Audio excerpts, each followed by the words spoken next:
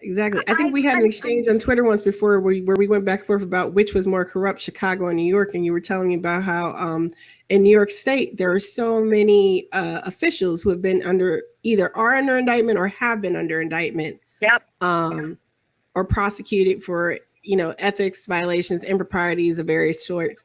So what do you, with your experience and stuff and what you've seen, where do you go? Like where do you guys do after this? Like what is the next, step or are you guys still just trying to figure out like process from what happened today? Right. Well, we issued a statement today. Kat Bresler and I sat there and we wrote up a statement, and then, we talked to the whole committee and said, should we do this?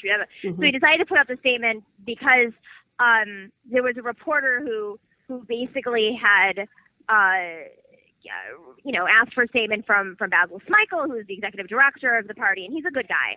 I'm friends with Basil. Like, I respect him. I think he's in a very difficult position. And so we issued a statement basically saying that because we didn't follow the rules and the procedures of the Democratic Party, the nomination is null and void. It's not valid. And so as a result, that means that the vote has to come up again at the party convention.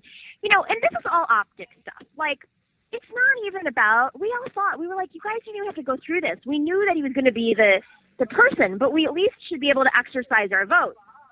Right. Now, with that being said, hang on a second. Sorry. With that, he's closing my Thank you. With that being said, there was a, we sat there, we talked to like, what's next?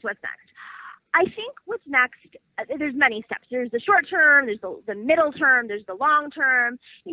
Technically we could file a lawsuit over the rules, and we might do that. Momita, I think, pressed charges. We'll see what happens with that. Okay. And I think the optics-wise, it looks really bad. I think that the party the Democratic Party in New York has this illusion that they're stronger than they are.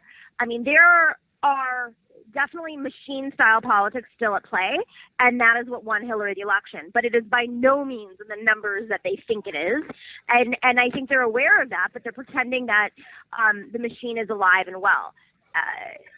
Governor Cuomo is basically controlling the machine the way that Hillary is controlling the DNC and like other parts of the country. So I think the next step is to just run. I mean, take over these committees. Get rid of these people. Their patronage. They're just like a bunch of hacks. There's no other way of saying it. They're like, where's our job? Get us our job. When Charlie Rangel got up there and he started speaking like cutely, he's like, oh, it's so great. All these young people who got engaged. You didn't have to march with Martin Luther King. We're in a political revolution. This is our political revolution. People were like vomiting in the audience. Charlie Rangel's telling us what a political revolution is, and that we didn't have to march with Martin Luther King, who, by the way, he didn't march with. Charlie Rangel, who has had his own ethical violations and issues with public holding multiple subsidized apartments, et cetera, et cetera. Yeah. I think one great thing that you also just said is that we need to be, for those who feel value in taking over, occupying the party, right, need to be on those committees, need to get in there and be involved and demand that the voice is heard and that the vote is counted and that it matters. That's a really strong point and strategy I think that people need to understand exists and should be a consideration. I completely agree.